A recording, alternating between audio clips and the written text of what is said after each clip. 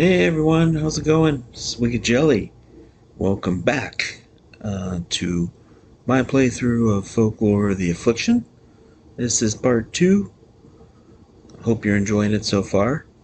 So far, we didn't really get too far into it. We got the beginning.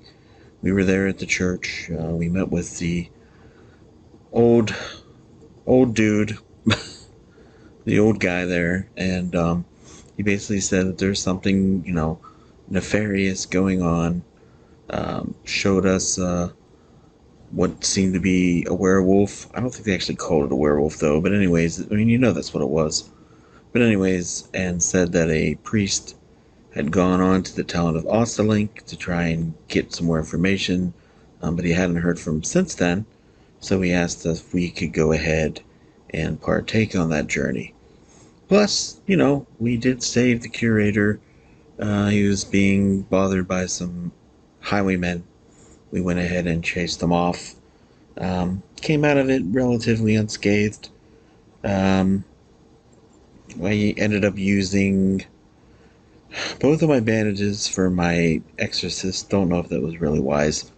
And then I did spend a PowerPoint with the Avenging Madman. But all in all, alls we're down is one Vita point for the Avenging Madman. My exorcist is back fine, but of course he doesn't have any bandages right now. We did go ahead and succeed. So we got 5 gold pieces each. I did read over the thing again with the Avenging Madman's companion, and it says anytime in combat. So since it says combat, and skirmishes also have combat, and it's not really an ability per se, I am going to say that that counts for whether it's a skirmish or a regular fight. So I did give him 1 extra gold. So the Avenging Madman has 6 gold, Exorcist is 5. I'm not going to put up the character sheets again. I mean, there's not really too much that has changed. Maybe later on I'll get into it once things have, significantly changed, but they haven't changed that much. But the one thing that I did do just to kind of move things along was, if you remember at the end of the last playthrough, we did receive, the curator said that we could go down to the cellar and search around for any items that could help us on our way. And to help speed things along, I went ahead and picked 2 items. I did do it randomly. I didn't look at them ahead of time. So I went ahead and picked the first item for the Avenging Madman, and then I picked the second item for the Exorcist. Not that it mattered, because depending on who got what, I might have switched it up anyways. But let me go ahead and show you what I got for the 2 of them. Yep, so this is what I got for both of them. Not too bad, really. I did pick them completely random. It's a very big selection of cards to choose from. So I don't know how I feel about that. As far as I know, though, I mean, you just choose from them randomly. There's nothing saying that there's more that get thrown into at one point than another. At least not that I've seen. So that's what I went ahead and did. I'm giving the eagle totem headgear to my exorcist. I just think that can be a little more beneficial for him. It gives him that +1 stride and ignore any movement penalties. Man, now that I think about it though, should he have it? Or should that go to the Avenging Madman? In case my exorcist is in trouble and the Avenging Madman can get there. You know what? I'm just going to stick with giving it to the exorcist. So that's kind of nice. That improves his stride from 4, which is what everybody is, all the classes initially, to 5. And then, of course, he doesn't take any movement penalties. He gets to ignore them while he has his headgear. And then the other one was the Anka Life, gain 5 Vita, not too shabby. So I went ahead and gave that to my Avenging Madman. So all in all, I mean, not too bad. Pretty good items. I certainly can't complain about that. And then the next thing was we actually got in the carriage, start to take our trip to Ostalink, And basically, the way that works is you can move up to your stride movement, which ironically, if you remember in the last part, I did say the Exorcist was going to start off. So since he has that headgear, um, he actually has a stride of 5, plus with the carriage that gives us an additional +1. So we won't always have that, but I believe later on you can spend gold to get a carriage, but for this first one, they actually give it to you. So we can actually move 6 spaces, and that's kind of important because when you're moving along the road, you can only move up to the stride of your leader. So, if it was the Avenging Madman, it'd be 4, but with the Exorcist, it's 5 because he's got the headgear. Plus, we have the carriage, so that gives another +1. But then after that, you need to basically take a road card, basically saying that there's been a road event. A road event card. Um, and at that point, depending on whether it's day or night, there's different things that can happen. You can also travel off road to get to different places. You don't have to use the roads. If you travel off road, you can only move 1 space in between the off road places, as long as, for the entire time that you're not on a road. So it definitely will bring up more chances to pick a card, because on that time you would pick the off road cards, which is actually a different deck for the road event cards.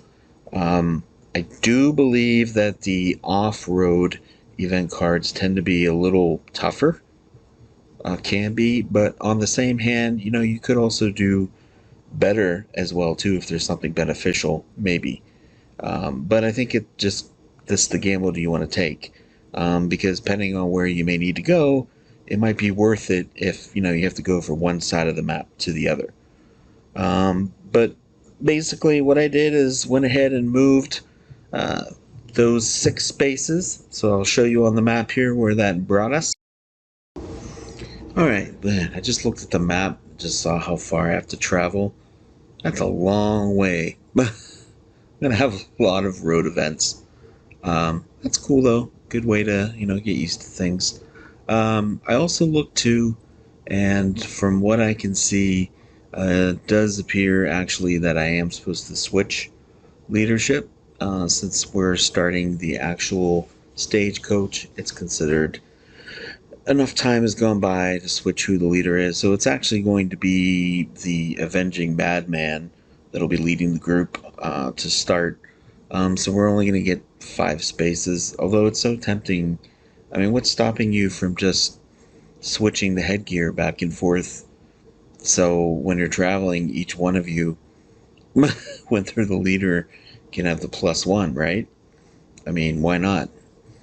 Yeah, I guess that's kind of lame to do it that way, so I won't. But anyways, this is where we ended up when was done with the Avenging Madman leading the way. And then at this point, we'd pretty much be done there. And that's where we would pick our first road event to see what we went ahead and encountered.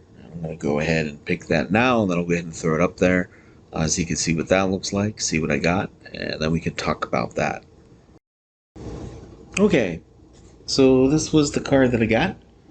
As you can see, it's daytime, so we would go ahead and go with the side that says day event.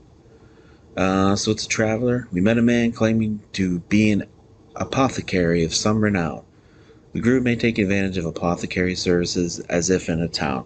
So the one thing that are kind of neat about those is when you do stop in towns, there can be different offerings available to you that you could partake in. And one of them is the apothecary. There's several different types which we will encounter.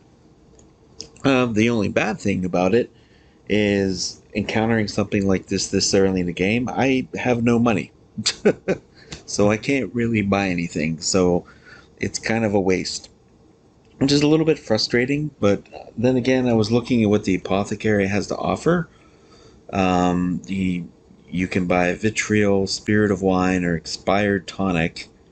The cheapest of which is the tonic, which is 10 gold, more than what either of my character has, and I'm certainly not going to pull money together for it. And the other two are 15 gold, and I really don't know what benefit they would even have. So, but I don't think it's worth it. So I am going to say thank you, but no thank you. And then we'll go ahead and end that turn.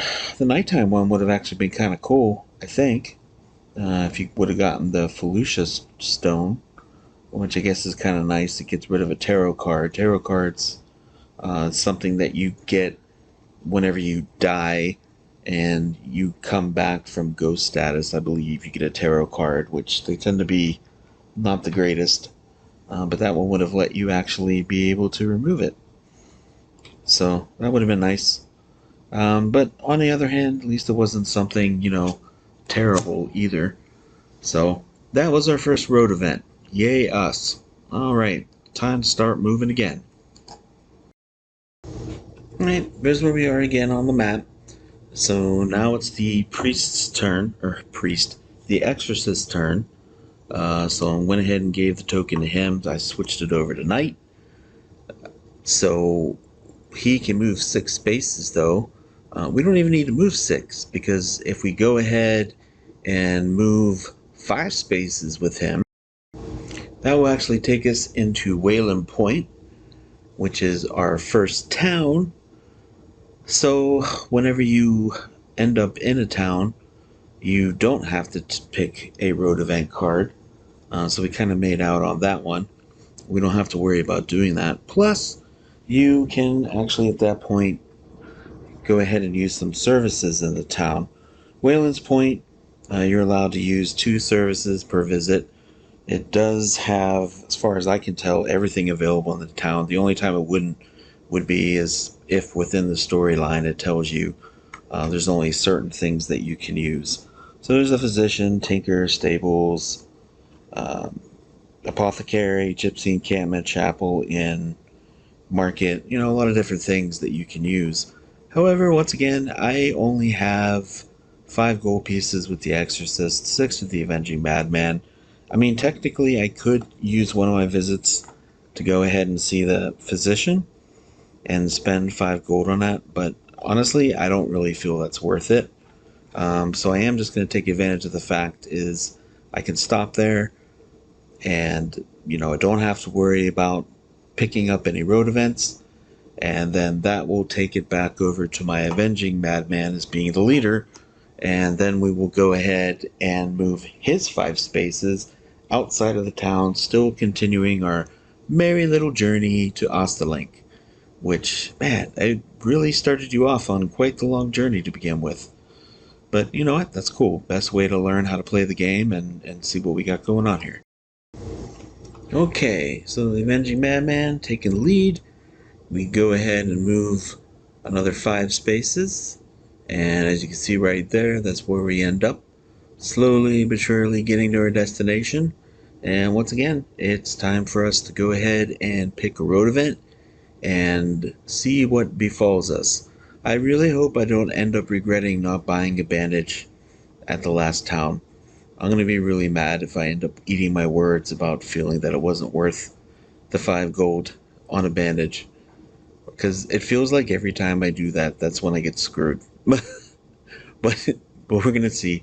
Let's go ahead and find out what we got. And here we go. So, highwaymen again. I mean, what are the chances? Alright, so it's daytime once again. So I would go with the daytime one, which is an assault. A group of highwaymen were assaulting several defenseless villagers. So what? I don't care. No, that's not right. We can't do that. We're supposed to be the good guys and be avenging and madmen and exorcists, So we gotta go ahead and help them. So it's like deja vu. Really have to do the exact same thing as far as passing a speech roll. If I can pass it, then I won't have to fight them. If I don't, then I'll have to fight them. Oh, the one nice thing is I'll become respected, so I guess it'll give me a buff if I can pass it. So again, I'm going to use my trusty exorcist because he has a +1 when it comes to doing his skill check. And I have that boon too, the re-roll a failed skill check. I might actually do that if I fail, because gosh darn it, I just don't think it's fair that I should have to do that. So let's go ahead and see what we roll here. Might not even have to worry about it. All depends on what I roll. Oh my gosh, I rolled a 1. So that was a big, complete and utter failure as far as that goes. Man, do I want to use that? I mean, I have a 50-50 chance of getting it since I have a +1 with my thing. Am I feeling it? You know what? I'm not going to do it. Nope, I don't think it's worth it. I think I'm going to be getting close to getting to a town here again before I even get to Ostlink. I don't think it's worth wasting a boon on something like this. So I am going to actually get ready to fight. Do another skirmish with the same type of guys. Okay, so here they are again. Same deal as before. I can lose 1d4 Vita if they hit me. Hopefully they don't hit me with an 85 plus, because then they get a +2 damage on top of that. The nice thing is it is still dusk, so they do not have the opportunity to get any pluses there. But let's go ahead, first things first, let's roll to see how powerful they're going to be. Again, it's that 1d4. Alright. I rolled a 1. I was going to even put that on there and mark it, but I mean, it's a 1, so I'm not going to do that. If it was up higher, I was actually going to just put a marker on there to go ahead and keep track of it. But 1, I think we can safely say we can do that. So at that point, they're incredibly weak. -5 might on whatever the roll is, and a -1 to damage. But let's go ahead and roll for them. See what they get. And I rolled a 32, which I do not believe is going to hit either of my guys. So that is also nice. Nope, the Exorcist is 36. The Avenging Madman is 39. They had a -5 anyways, so even though I rolled a 32, technically they only get a 27 for it. So as a matter of fact, they both miss. And now it's my guy's turn. I'm going to go ahead and roll for the Avenging Madman first. And I rolled an 11, which is annoying. So he missed. And I rolled a 61, which is more than enough to hit him. And they only had the 1. So with that, I go ahead and chase off the highwaymen. And I guess the only thing that I could say that's good about it again is I get another 4 coins for my Exorcist. And for the Avenging Madman, since he gets an additional coin per combat, he'll get another 5. So, yay, that happened. It actually didn't take any damage. So all in all, I came out of that relatively unscathed. So, alright, it's going to be time here to start traveling once again.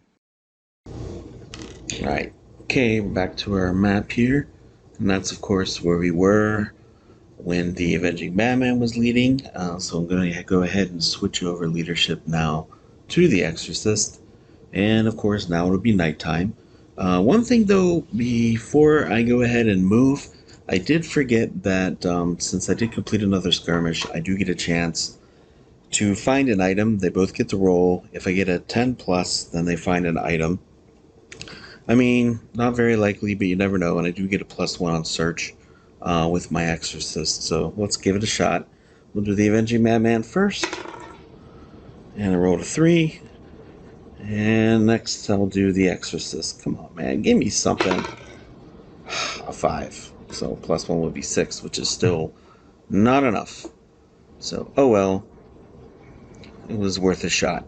Alright, so let's go ahead and move our little exorcist group. Of course, since he's leading and we have the stagecoach, he can move 6 spaces. And let's go ahead and take care of that. Alright, our little team is just moving right along. Get right up there. That's where we are, right at the edge of the 2 maps that I've had laid out. So we're definitely making progress. It's a very long way to travel. I'm kind of surprised they started off like this, but you know, it is what it is. So it's nighttime, so we're going to go ahead and get our road event and see what we have going on here. Okay, so it's nighttime, so we're going to go with the night event this time. I think it's the first time we've done it, this game. And thieves, shifty men in dark clothes quickly came upon us. All characters must pass Trickery 5 or they steal a random item from them. So maybe it was good that I got 2 companions with +1 Trickery. Because that's kind of a rotten one to get. I love how every other card I got when it was daytime had a decent nighttime event, which normally, I know I said before, usually they're worse, or out of the 2 they can tend to be, you know, you're worse off usually with them. But every single one of them was decent. The one was even actually better than the daytime event. And now that I get the nighttime one, I get this. I mean, I don't know. Sometimes I guess I was very mean to somebody, so karma's just, you know, smacking me upside the head, apparently. Alright, so let's go ahead and do these rolls. I'm going to roll for the... I'll do the Avenging Madman first. Alright, so I rolled a 5. So, thank goodness. That happened at least. And then let's roll for the Exorcist. Oh, I rolled an 8. Okay. Alright, so I dodged a bullet there. I didn't really have many items, so that was going to be lame. I don't even see how it would be fair to have me give up my weapon. I mean, that would be ridiculous, but uh, I was thinking I was going to be kissing my headgear goodbye at the very least. I mean, I guess there's always the chance of, you know, it being a bandage with the other ones, but the only other thing my exorcist had was the holy water, because they used 2 bandages, so kind of a 50-50 shot. But anyways, don't gotta worry about it. I survived it, and once again came out unscathed. So, gonna go ahead and switch it over to the Avenging Madman again, and we're just gonna keep moseying right along. Okay, moving along there. We were pretty much at the end of the last map, so I just went ahead and moved it forward with the Avenging Madman in the lead. He only has there's 5 spaces, 4 from his stride and 1 from the coach. But if you look between what was on the last map and what was on this one, that was enough, more than enough, to get us to the city of Eurotrust, which is still have another city to go in the meantime. But this, I think this is going to be a good place to stop it for right now. Just go ahead and wrap it up here for this episode. And the next one, we will finally make it on to Ostalink. And I will maybe finally, hopefully, make it to succeed in the goal that I set for the beginning of the playthrough. Because I think every time I've tried to set one of those, I've always fallen short. But, you know, I hope this was enjoyable for you. We definitely did quite a bit. You know, my guys have some more gold now.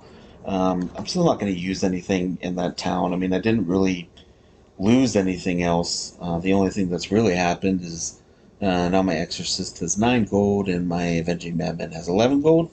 I could actually use it for something, but I don't see a point in doing that right now. They're still sitting pretty good. Again, this has been Folklore, the Affliction. My name is Wicked Jelly. Want to thank you once again for watching this. Go ahead and subscribe to get more of these videos. Go ahead and hit that like button.